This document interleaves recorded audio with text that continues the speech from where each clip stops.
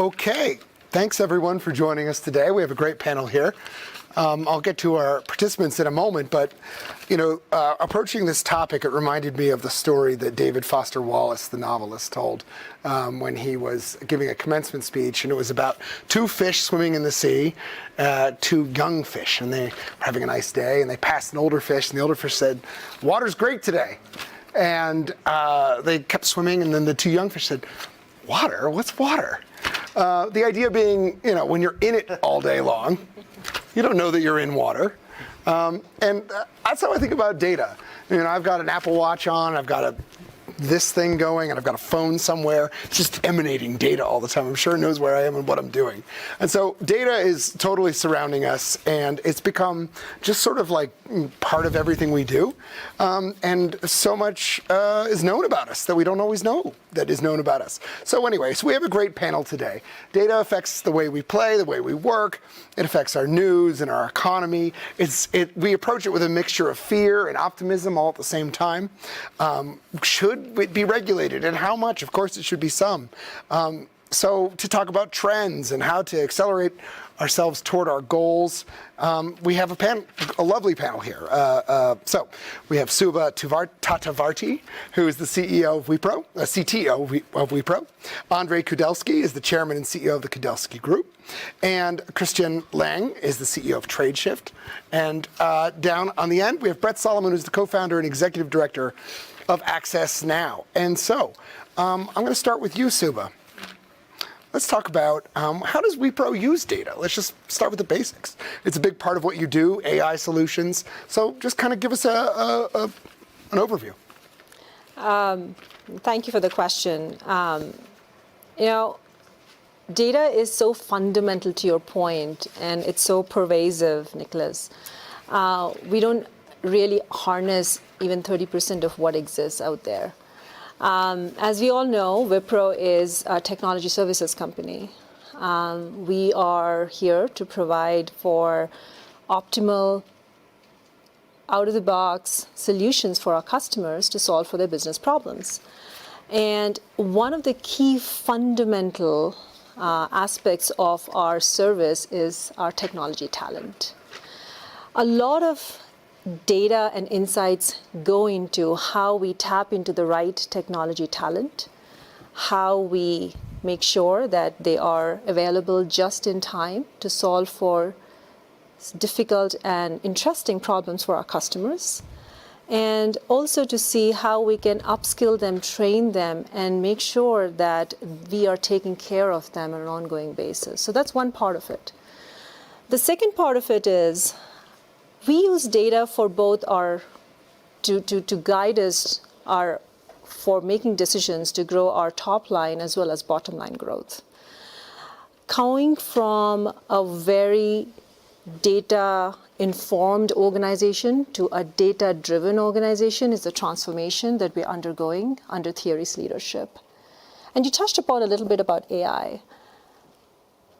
AI is the second building block. If data is the first building block for a sustainable economy and a sustainable growth for an organization and a company, I believe truly that AI is that next second building block, which actually sits on a reliable source, data source.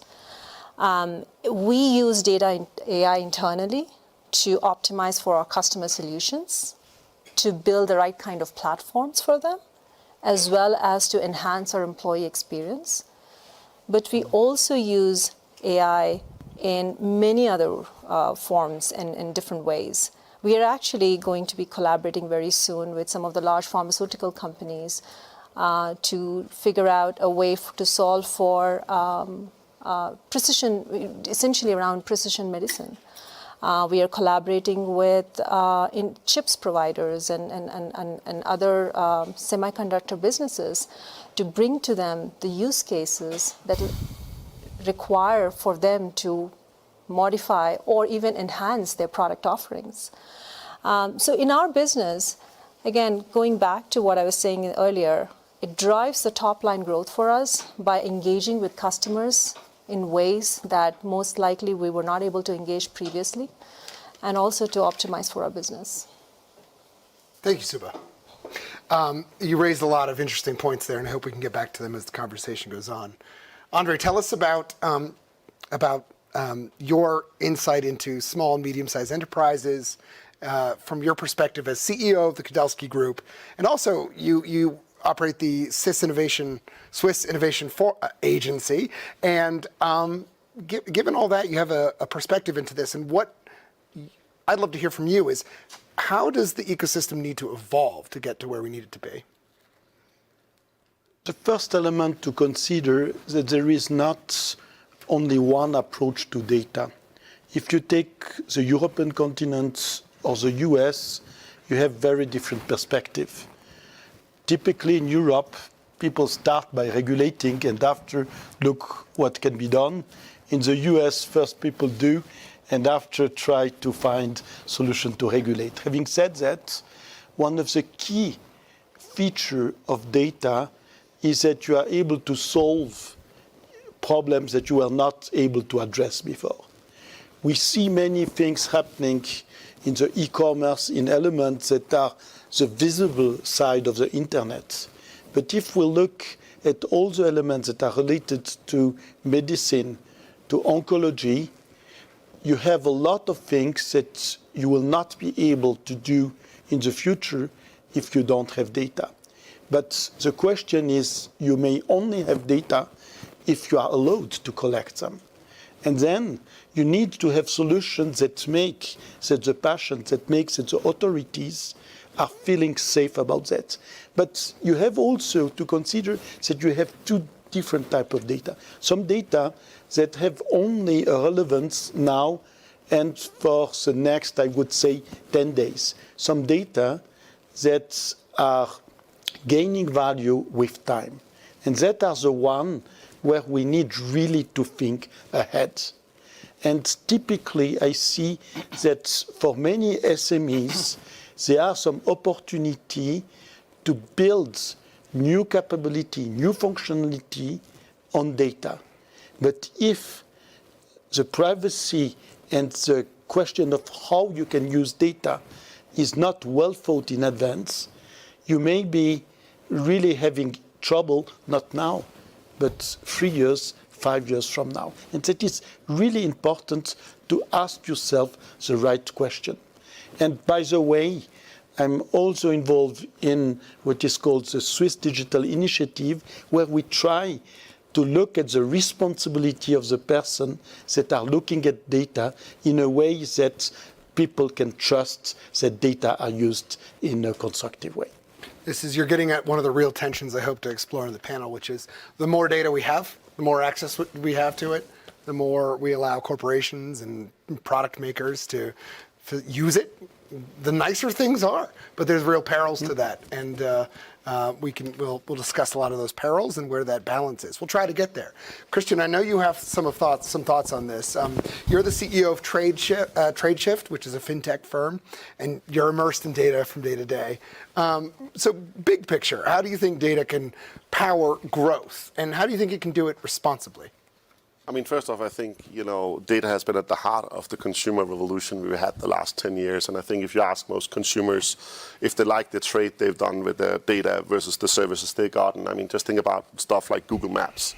It's completely unimaginable, 15 years ago we could have a service like that, right? So I think overall, it's at the heart of innovation. And I think if we're going to keep innovating at this pace, we need to make sure that it's accessible. I think there's a big challenge right now. You talk about the tension between the US and Europe.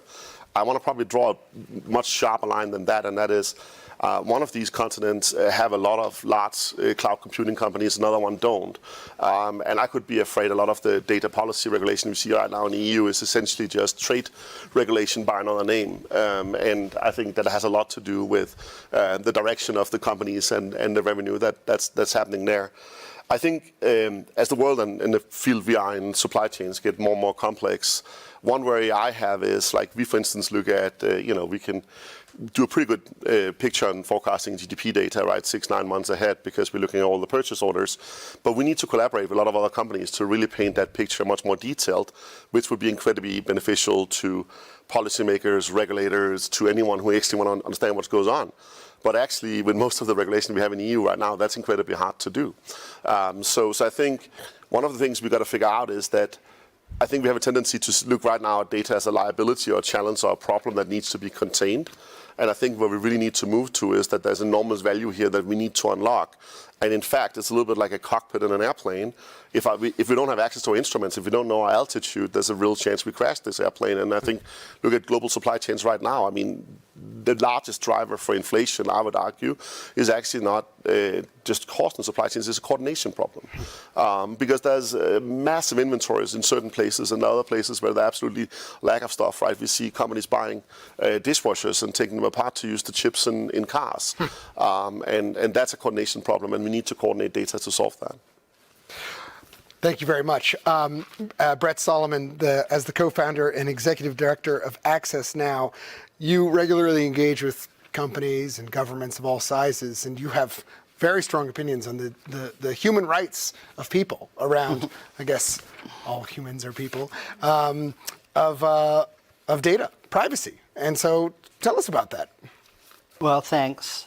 And thanks for inviting me on the panel. It's always good and interesting, I think, to be on a panel with representatives of industry, because, you know, one of the great things about the World Economic Forum is that you also get to exchange ideas and thoughts. And obviously, you know, there's been a lot of discussion about innovation and kind of entrepreneurialism, I guess, as a result of data. And even the framing of this session was about, you know, the public is now asking for a more responsible use of data.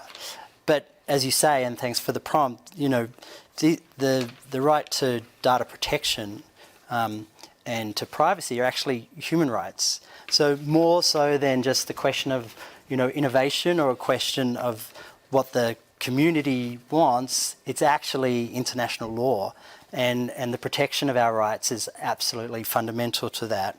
And that's why I think it's important for, you know, CEOs and for governments to understand that it's more than just innovation that we're talking about. It's the fundamental underpinnings of our digital society and our human rights in the digital age. And we're seeing how important data is to companies, how important data is to governments, and how important data is to the community. And, you know, when we start to think about data, not just about supply chains, but actually about biometric data, when we think about our eyes and our irises and our faces and so on, like, this becomes extremely important to think about it as within a rights framework and not just within a commercial framework.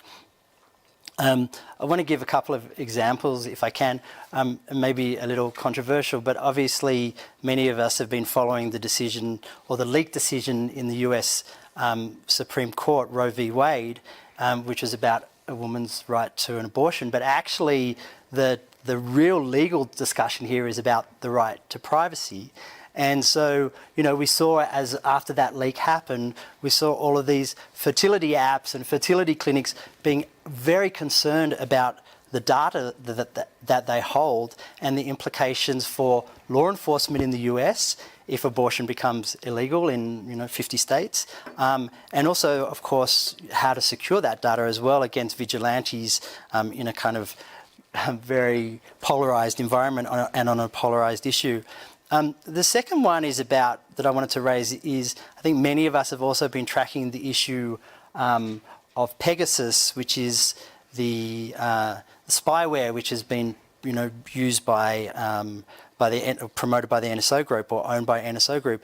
That company has actually now been listed by the Department of Commerce and Treasury as a kind of on the entity list as being blacklisted.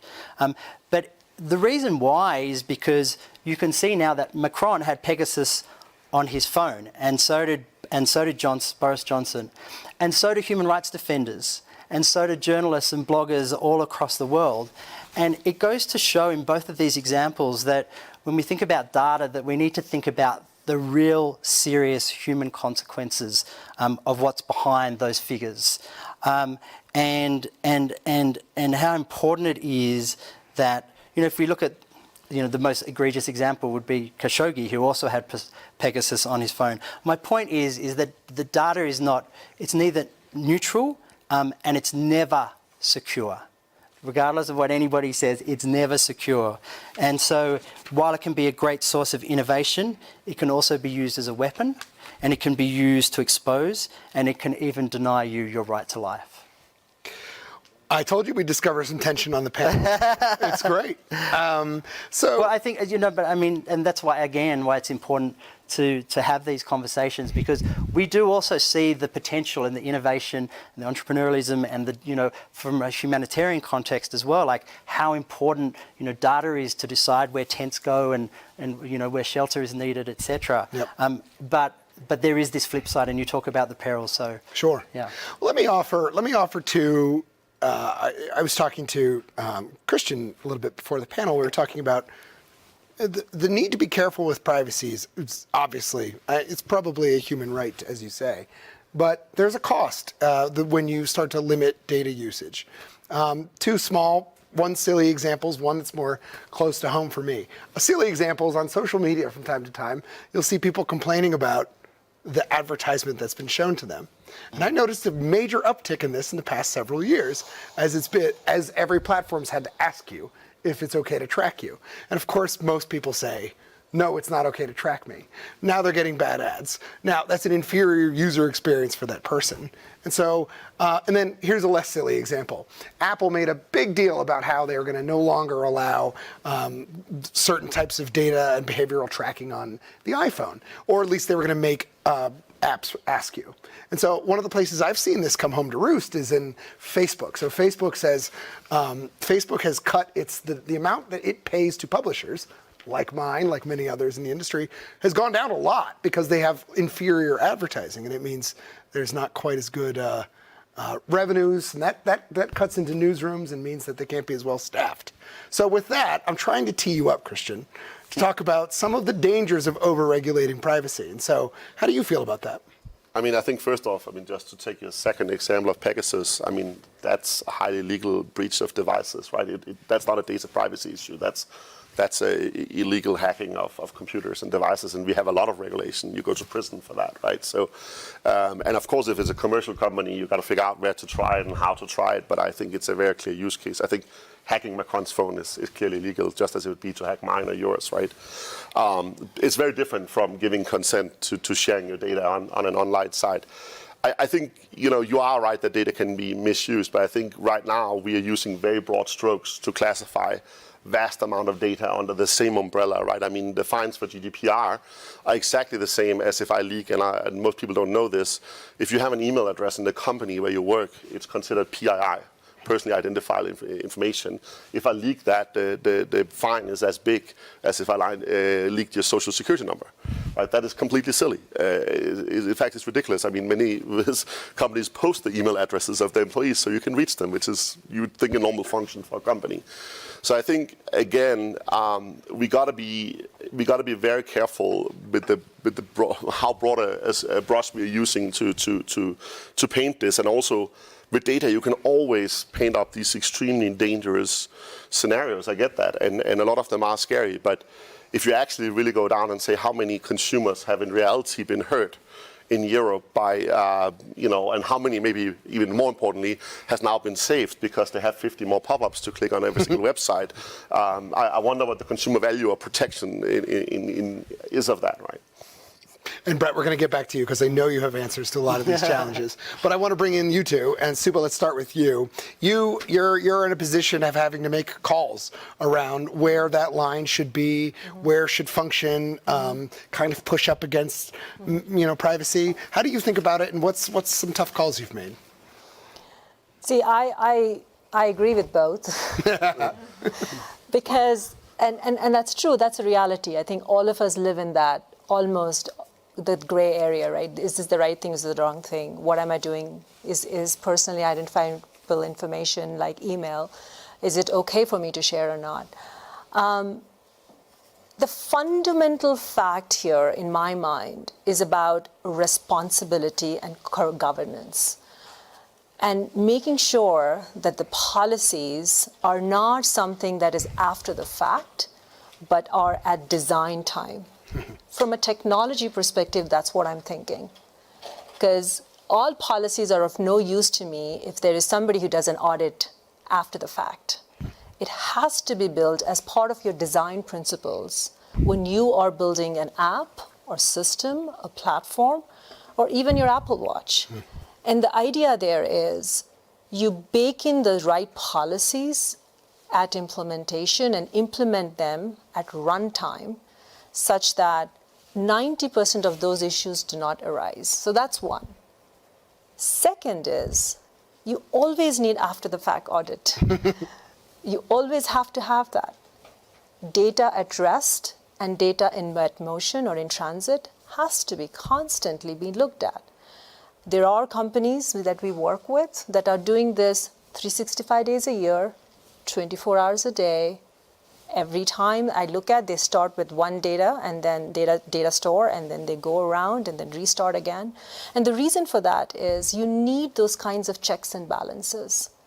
But I don't think anyone in this room will argue that the innovation that we use to save lives or predict disasters or what have you has evolved because our ability to harness on not just data but technology. So we need to be able to somehow constantly try to strive balance. And I think that's what the key is. That's my opinion, at least. All right, Andre, you mentioned in your remarks that where you think people fail at this balance is when they think about the time horizon which data is useful. What did you mean by that? Just to say that you have some data that are valid for a very defined period of time. If you are trying to sell a ticket for a concert, this information will be relevant during a very limited period of time. If you have some elements that by adding all the data together, you can find and predict some disease that the person will have, that's something that is materially different. Now, in the same way as not all data are equal, it's the same thing about people. I think it's important that people that do not want to have their privacy being challenged or having some data that are disseminated should be able to ask to get a protection. But on the other side, people that want to get benefit from the usage of data in a way that can prevent some future diseases would be able to do it. In Switzerland, we have had a pretty interesting debate on the question, if someone is passing away, can we take his organ to give that to people that need them? And that is the typical type of discussion where you shouldn't consider that everyone has the same opinion. And what we are very often missing, we think that all people are having the same approach and that we should impose things to people. Some people care about privacy, some people care about other things, and it's important to respect the difference between people. Yeah. So Brett, one of your points, and this is your opportunity to respond to whatever you've heard that you disagree with, but one of your points is that this is a human right, and it should not be determined by the markets. So who should make these calls? So, I think it's historically problematic when you put human rights to market forces. I think we can look across any right from, if we look at the environment, for instance, like the market has demonstrated that our right to a clean environment and to a safe future has not delivered the kind of rights that we would want for ourselves and our kids and our grandchildren. Generally, human rights, it's the responsibility and the duty holder is the state. The state's responsible for the protection of citizen rights. And we have an international legal framework that provides a lot of jurisprudence and a lot of guidance on how to ensure those rights are protected. But obviously, business now also plays a very significant role, perhaps even an equal role, and in some places a more than equal role than states. And so there are the guiding principles on business and human rights that make it very clear what are the responsibilities for companies, the respect and protect framework, and remedy, I might add, as well. But I think that the dichotomy that I'd like to move away from, if I could, is that it's either like innovation or data protection. I think that's a binary that it's kind of been thrown at us, but I don't think it's the case. I think that, you know, companies now know that there's a lot of value to be gained from the use of data, but they also know that their customers and their users, and obviously some companies don't have, you know, a retail front, but are also demanding a change in the way in which data is used. You know, this whole idea about like data is the new gold and data is the new oil and so on. I think it's now become clear that, you know, over the last couple of years, and I think partly as a result of the GDPR, that, you know, data is value and who has that value. And again, I come back to, it's not a proprietary right, it's actually a human right. I also, just to pick up on the point on Pegasus, your point about, you know, it's sort of it being illegal and so on, it's actually, like, I don't know of a jurisdiction where it is actually illegal. You can see that Pegasus is a, NSO Group, I should say, is a company that is market value of however many billions of dollars that it sits on the exchange, the stock exchanges of countries around the world, that there's actually very little protection against hacking. You know, we've got definitely cases now where Apple is taking NSO to court, and we're part of that as an amicus brief.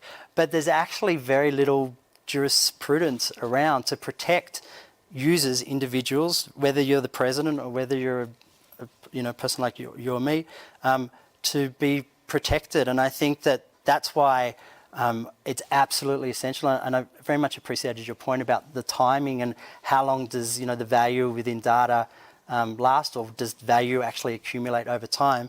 And this idea about data minimization, because I think data minimization is a very important principle that we can use for guidance that enables data protection, but it also enables innovation to take place. Sure, Andre. On the principle, data anonymization is a good thing, but if you look in reality... I said, sorry, data minimization. Oh, because anonymization, you have now way to really find out what was really happening. So basically, for data that people refuse to give directly, you can reconstruct the data through different techniques. Yeah. I think, just to make that comment on Pegasus before, my main point is just I think we're mixing apples and oranges if we're talking about breaches of your phone with targeted malware versus companies asking for consent for you to use their site and their service for free, right? Like, I mean, you're right. I mean, obviously, protecting my privacy and data is a human right. But on the other hand, right, I mean, they're providing that service for free. And I think, you could argue to say, well, for the users who opt out of giving their data to Facebook, should they then pay a fee, for instance, as an example? Is that fair?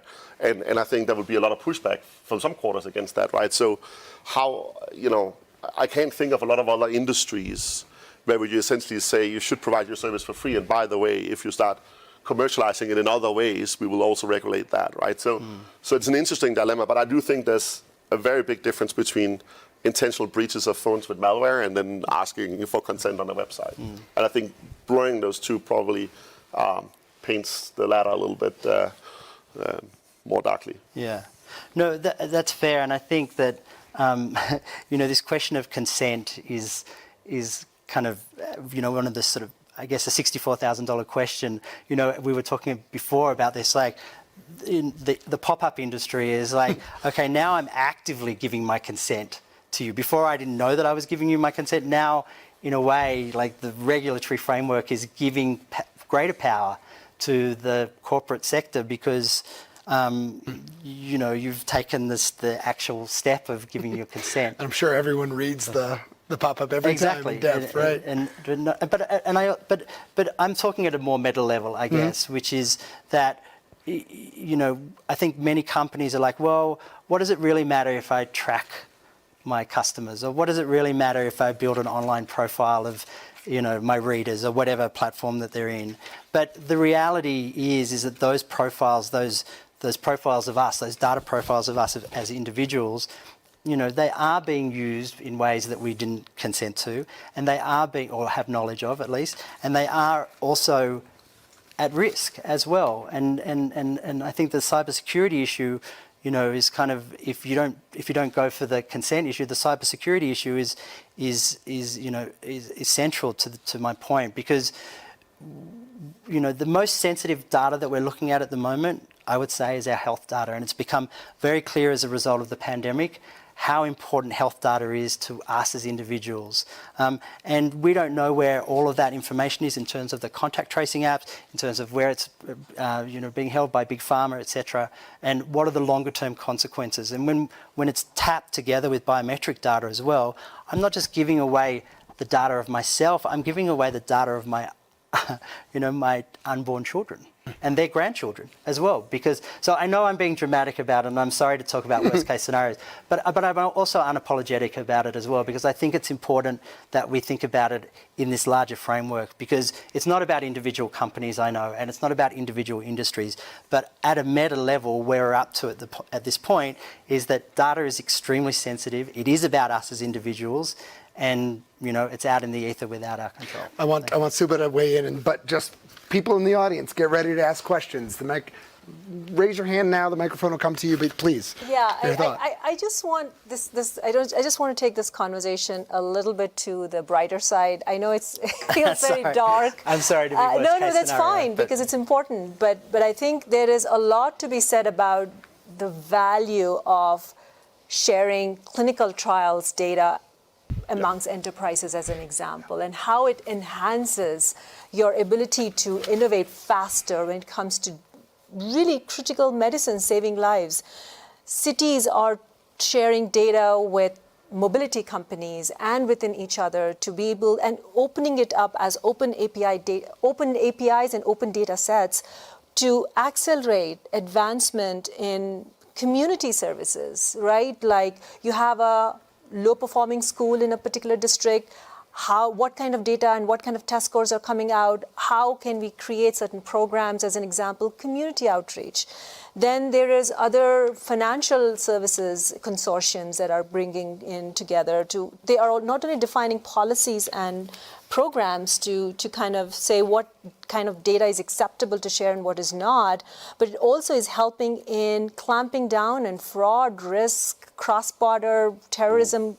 The list goes on. Yeah. So I just want to kind of pivot this conversation a little bit, because although I agree with you, I think there's a lot of value that comes out of it as long as we're doing it responsibly, as long as it's aware and it's being transparent with the individual users and why we're using for what we're using. Of course, there will be enterprises who will take it and do stuff with it that they're not supposed to. But then that's the reason we have governing bodies. I would love to go to the two more panelists who are hot to answer questions, but we're going to go to the audience. There's a question for us. Awesome. Hi, everyone. I'm Steph Ifayemi. I'm a global shaper from London. I also work for the UK government on AI tech policy, so this is a very interesting panel.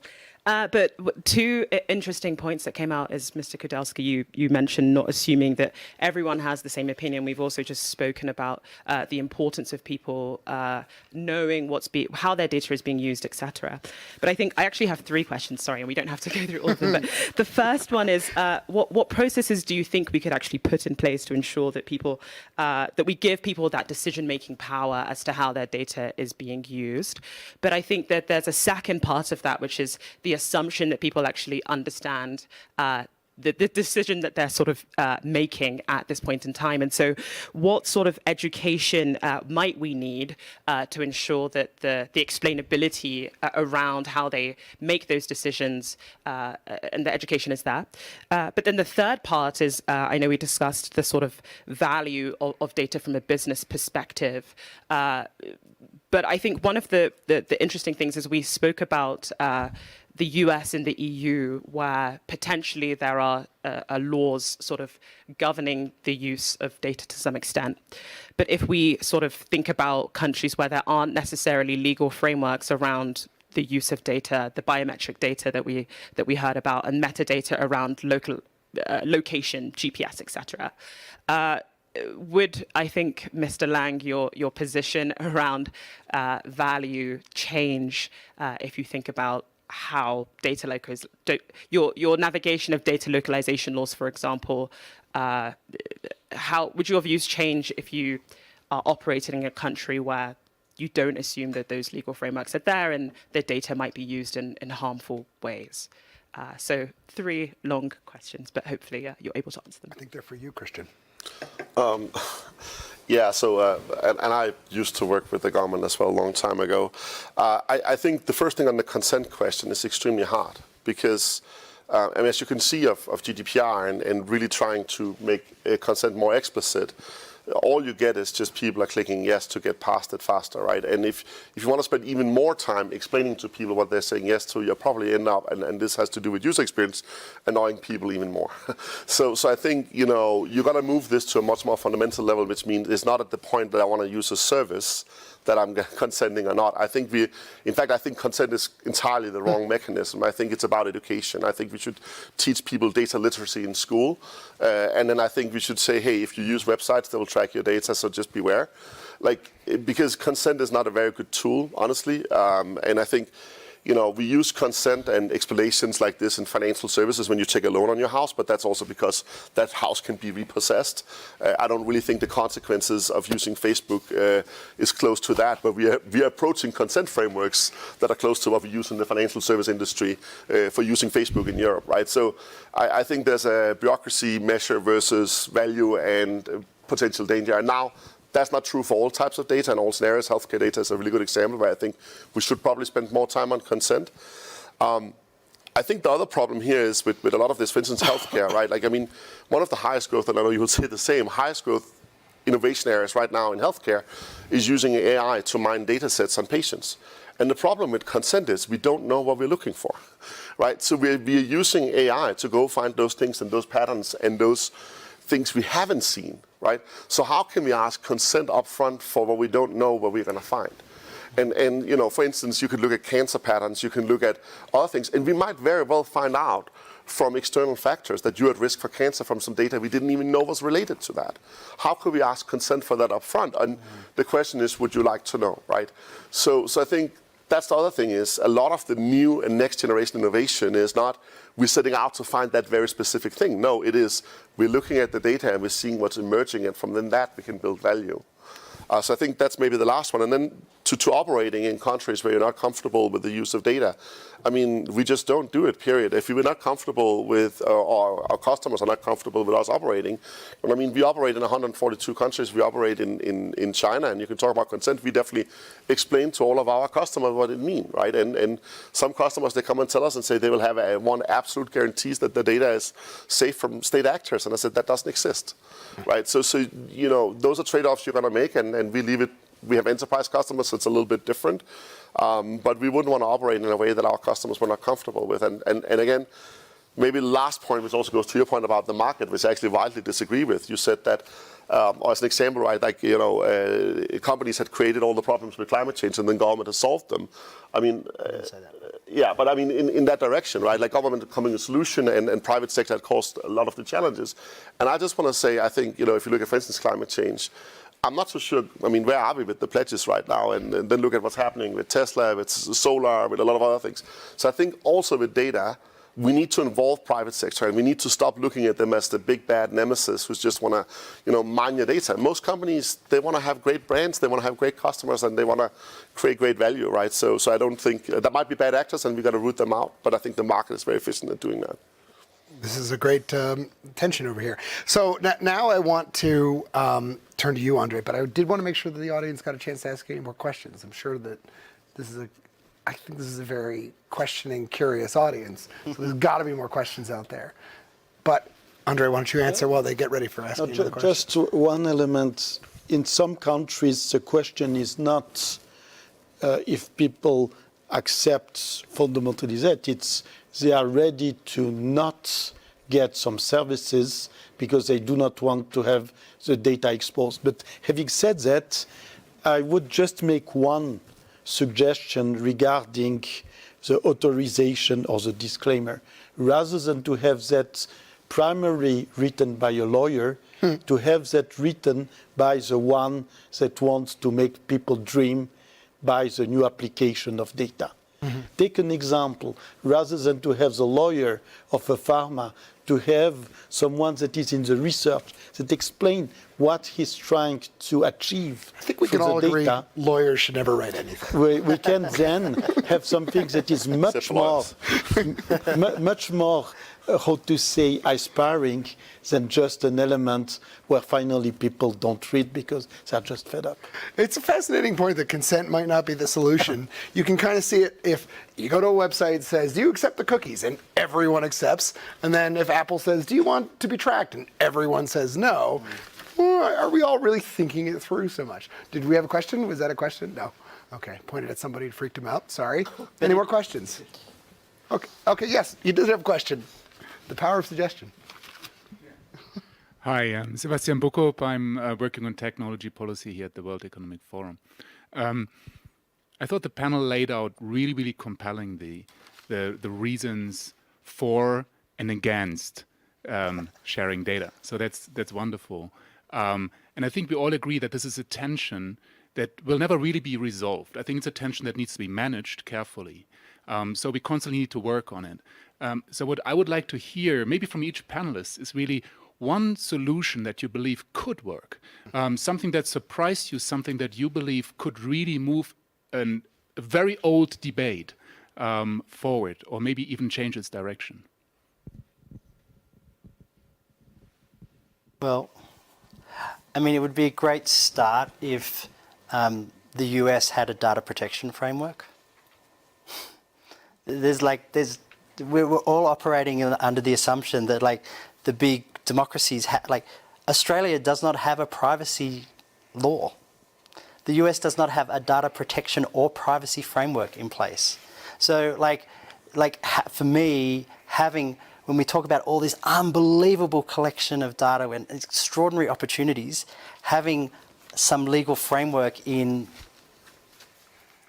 the GDPR does, but you talked also, the EU does, but if you talk about adequacy between the US and the EU, we're still working it out, and yet we're collecting all of this data. So I think something that would really change the game is if the US, and it is in play right now, if the US had a data protection framework passed by Congress. That would be an incredible game changer. That's a big ask.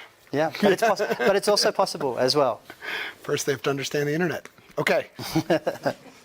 What's your solution? That's great. I think almost I would go the other way and say I think it would be nice if that was a harmonized solution. And I think, we got to ask the very pointed question about how EU is using this stuff also as trade policy. I'm sorry, but it is. And, you read the legislation for the Gaia, the data cloud the EU is proposing, and you see the list of companies who's to build it. It's like Airbus, Siemens, you just SAP, you just list a long list of European companies. And I'm quite, so I think, we got to look at that harmonization. And I think maybe it's a matter for the WTO, maybe it's a matter for somebody else. But I think if we really want to have that harmonization, we got to have an honest talk about data not just being privacy, but also define that term, harmonization. Define the term for me. I think, we've got to talk about, I'm pretty sure the Americans would come and say we've got to talk about fair economic terms of using our data as well, right? It can't just be very specifically targeted against certain American companies. Okay. As if you read the legislation right now in the EU, a lot of it, you could pretty much put the name of each company into each paragraph, right? Okay. Andre, solution time. No, so I'm always quite skeptical when we try to solve issue through regulations. Okay. And even if some people ask to have less regulation, that will be a regulation to ask for less regulation. But having said that, for me, I share your skepticism. Probably there is an opportunity for innovation and to have an innovative approach to this question of data, and maybe to see one company coming with a charter or a description of why the company needs the data and what is the purpose. Yeah. It's to have something that is inspiring. Today, a lot of people do things with data, but speak as little as possible, and that is giving all the opportunity for people to think about conspiracy. And if a company would come with something that is quite inspiring to explain how we can save life, how we can do great things with data, that may give some idea to others and to be a positive emulation rather than a restrictive regulation. Okay. Just as an idea. Suba, solve it all for us. No, I think it's transparency. I don't think it's an all-encompassing solution. I'm sure these three and many more need to be in place. But education and transparency. It's amazing. Magic happens when you're able to provide what you're using this data for, where will it be used, who I will be providing this data, even if it's anonymized, to my partners. The education and transparency, in my mind, makes a big difference. Because we'll never reach the extreme right and the extreme left of the spectrum. Heavily regulated environment will never be conducive for innovation and growth, as an example. Heavily unregulated environment can cause many issues that you just talked about, right? So I think, and transparency is one tool that I've seen, at least in my couple of years of experience with data, that works fairly well. Okay, so I'm going to try to sum it up real quick before we say thank you, which is just to say solutions are the U.S. needs a framework, a data protection framework. We want to harmonize it, though, between global economies. I love this idea that if you want the data, why don't you describe what we're all going to get because we want it, right? Market it, try that. And then that could go hand in glove with transparency. And I like the idea of also saying if consent isn't the way to do it, just imagining the thought experiment of what could be the way to reach this balance. So thank you very much, panelists. Thank you, audience, and thank you to the forum as well. We're done. Yeah, absolutely.